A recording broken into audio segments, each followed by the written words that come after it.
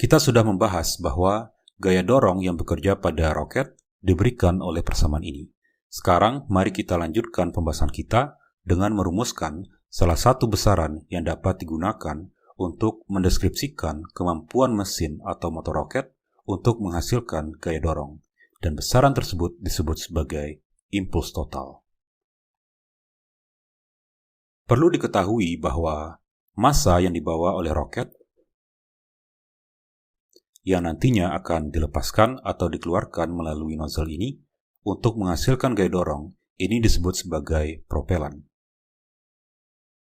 Dan berdasarkan definisi propelan ini, maka impuls total didefinisikan sebagai impuls yang diberikan oleh gaya dorong roket sampai seluruh propelannya habis karena sudah dilepaskan atau dikeluarkan. Sekarang, kita mengetahui bahwa impuls yang diberikan oleh suatu gaya F dari T1 sampai T2 didefinisikan sebagai I sama dengan integral dari T1 sampai T2 dari F dt.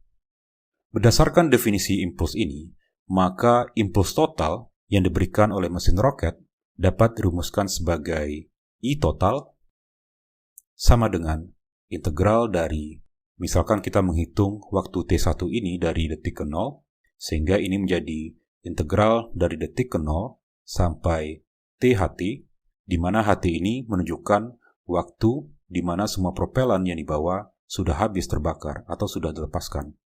Kemudian F ini sama dengan gaya dorong yang dapat kita tulis sebagai minus dmk per dt dikali vk dt.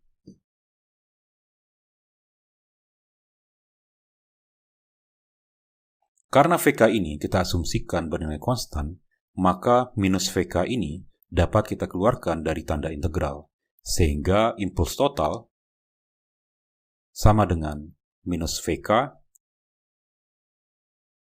dikalikan dengan integral dari 0 sampai THT dari ini.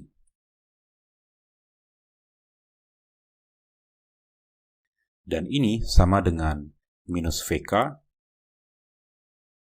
dikalikan dengan dmk per dt adalah turunan mk, sehingga integral dari turunan mk ini dapat kita tulis sebagai mk dari detik ke 0 sampai THT. Massa yang sudah dilepaskan oleh roket ketika semua propelan yang dibawanya habis terbakar tentu sama dengan massa awal propelan ini, yang misalkan kita simbolkan sebagai MP atau massa propelan, sehingga ini sama dengan MP dikurangkan dengan massa yang sudah dilepaskan pada detik ke 0, dan tentu ini sama dengan 0 karena pada detik ke 0 belum ada massa yang dilepaskan. Dengan demikian, impuls total dapat dirumuskan sebagai I total sama dengan minus MP dikali VK.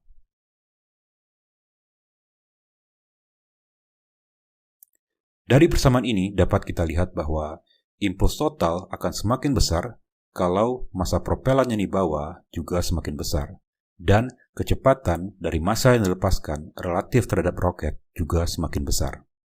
Kemudian perhatikan bahwa berdasarkan prinsip impuls dan momentum, karena impuls sama dengan perubahan momentum, di mana momentum secara tidak langsung juga menunjukkan kecepatan sebuah benda. Karena P sama dengan mv, ini berarti bahwa impuls total secara tidak langsung menunjukkan seberapa besar perubahan kecepatan yang dapat dihasilkan oleh mesin roket.